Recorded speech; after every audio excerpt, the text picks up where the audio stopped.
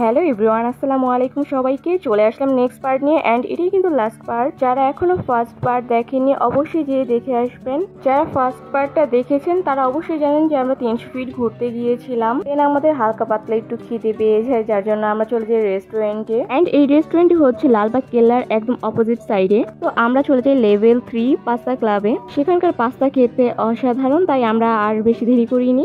আমরা আগেই ঠিক করে রেখেছিলাম যে পাস্তা ক্লাবে যাব, ওখানকারই পাস্তা খাবো। আমরা ফার্স্টেই যে হচ্ছে অর্ডার করে দিই, আর আমরা এখানে পার্সেল নিচ্ছিলাম কারণ অনেক রাত হয়ে গিয়েছিল, যার জন্য এখানে খাওয়াটা এখন পসিবল ছিল না, কারণ অনেক লেট হয়ে যাবে। তার জন্য আমরা পার্সেল নিয়ে নিই। অর্ডার দিয়ে আমি একটুখানি এখানকার ভিউ দেখাচ্ছিলাম। আসলে এই রেস্টুরেন্টটা ছিল অনেক সুন্দর। এর আগে আমি কখনো আসিনি এখানে, বাট আমার বোন বলেছিল যে এইটা রেস্টুরেন্টে পাস্তা নাকি বলে অনেক মজা, তার জন্যই। আর এখানে ছিল অনেক সুন্দর সুন্দর কিউট কিউট ছোট ছোট মাছ, আর তাদের প্রত্যেকটা ডেকোরেশনই ছিল খুবই সুন্দর। প্রত্যেকটা কর্নারে খুব সুন্দর করে ডেকোরেশন করা হয়েছে এই রেস্টুরেন্টটিতে।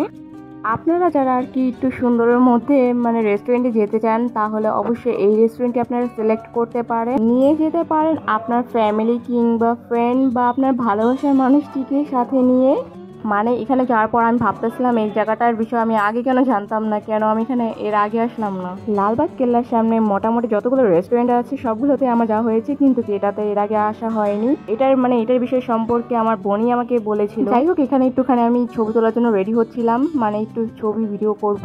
যাই হোক, যখন আর কি ঘোরার জন্য প্ল্যান করেছিলাম যে কোথাও ঘুরতে যাব, তখন আমার বোন বলেছে যে পাস্তা খাওয়াতে হবে, পাস্তা না খাওয়ালে নাকি বলে আমার খবর আছে। অনেক লেট যেহেতু হয়ে গিয়েছিল, রাত হয়েছিল, ভাবছিলাম আজকে পাস্তা নিবো না, কিন্তু ওর ভয়ে আমি পাস্তা নিয়ে নেই। ভয়ে জার্নিং করে গলাটা শুকিয়ে গিয়েছিল, তাই আমি একটুখানি এখানে কোল্ড কফি নিয়ে নিয়েছিলাম। সেটা খেতে খেতে আর কি যাবো আমি। যাই হোক, আজকে দিনটা ছিল আমার জন্য খুবই স্পেশাল, খুব মজার একটা দিন ছিল। রাতে আমি ঘুরতে খুবই পছন্দ করি, যেটা বলার মতো না। তো যাই হোক, মনে হচ্ছিল যে আমি আমার লাইফে এই ফার্স্ট রাতে ঘোরাঘুরিতে বেশি এনজয় করেছি, বেশি স্পেশাল ফিল করেছি। আজকের দিনটা উপহার দেওয়ার জন্য থ্যাঙ্কস আমার ভালোবাসার মানুষগুলোকে। যাই হোক, আজকের দিনটার জন্য আমি খুবই খুশি।